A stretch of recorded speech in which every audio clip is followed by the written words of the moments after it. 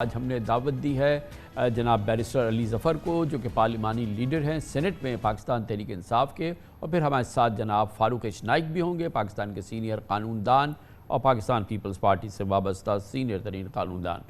पहले बैरिस्टर अली ज़फ़र साहब ये फरमाइएगा कि बहुत ही एक्स्ट्रॉर्डनरी आज की समाअत, एक्स्ट्रॉर्डनरी वहाँ पर लम्हात, इमरान खान की वीडियो लिंक पर मौजूदगी, बेंच के साथ उनका मुकालमा, चीफ जस्टिस के साथ मुकालमा, बेंच के दूसरे अरकान के इमरान खान के साथ सवाल जवाब, इस पूरे का नतीजा क्या निकल रहा है। हमने एक ये चीज़ देखी कि बेंच का बड़ा इसरार रहा शायद कि इस तमाम मामले का सियासतदान मुज़ाकराती हल ढूंढे। ये वो हल है जिसे इमरान खान हमेशा रद्द करते रहे हैं। ओवरऑल पहले तो आज की समाअत के हवाले से ये केस किस जानिब बढ़ रहा है, क्योंकि अब इसका फैसला महफूज हो गया है।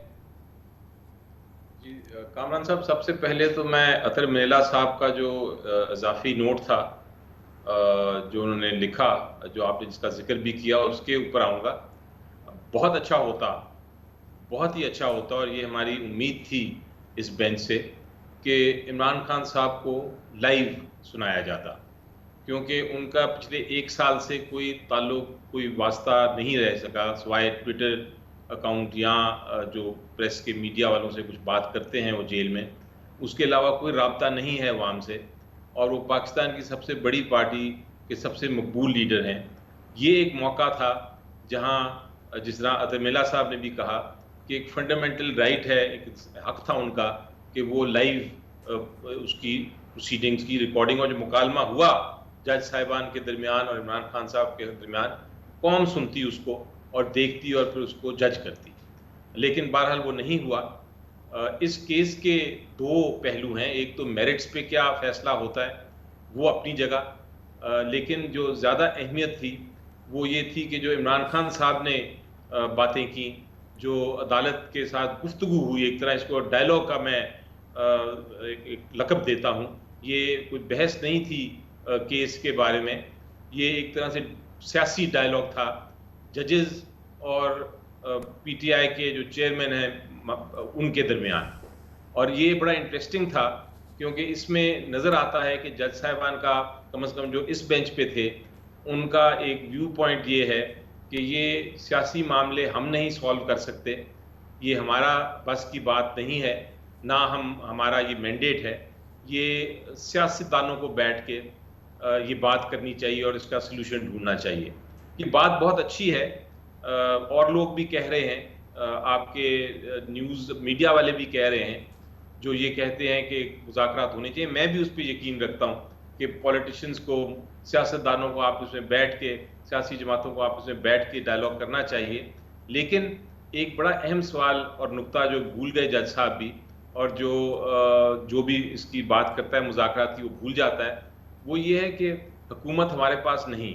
हुकूमत पहले एक माहौल क्रिएट करे।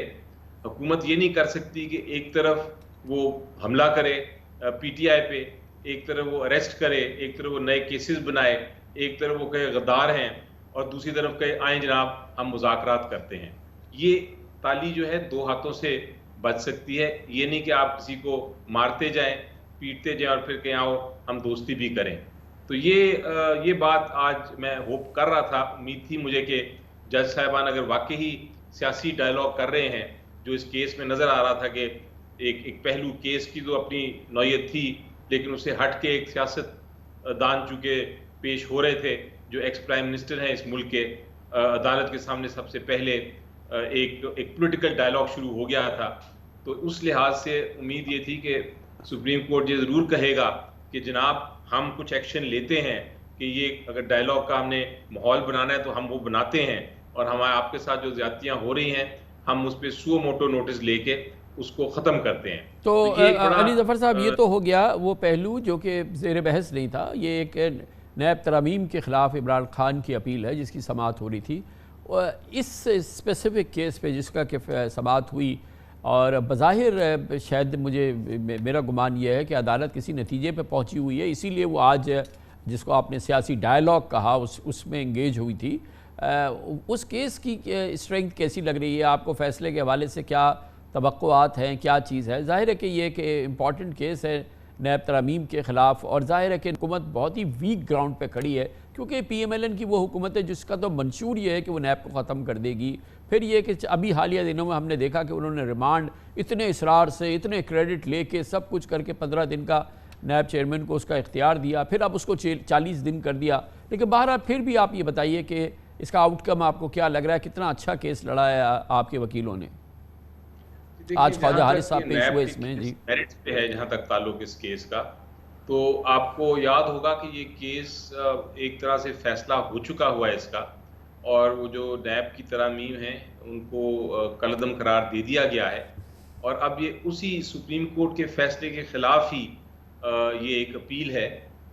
तो बज़ाहिर तो जो जो हमने देखा है नॉर्मल कोर्ट्स में, तो अदालत अपने ही फैसले को तब्दील नहीं करती, यानी सुप्रीम कोर्ट हाई कोर्ट के फैसले को तो ज़रूर तब्दील कर देती है, लेकिन अपने ही फैसलों पे नज़रसानी कम करती है। बहरहाल ये चूँकि नज़रसानी नहीं है, ये एक अपील है, तो हो सकता है अदालत इसको एक किसी ऐसे पॉइंट पे पहुंची है जहां शायद कुछ तरामीम को वो एक्सेप्ट कर ले और कुछ तरामीम को ना एक्सेप्ट करे। मुझे इल्म नहीं है ऑब्वियसली कि क्या फैसला होगा, कुछ भी हो सकता है, लेकिन ये एक गेस वर्क है ये, क्योंकि अब फैसला में सेनेटर अली ज़फ़र हमारे साथ मौजूद थे, सेनेट में PTI के लीडर।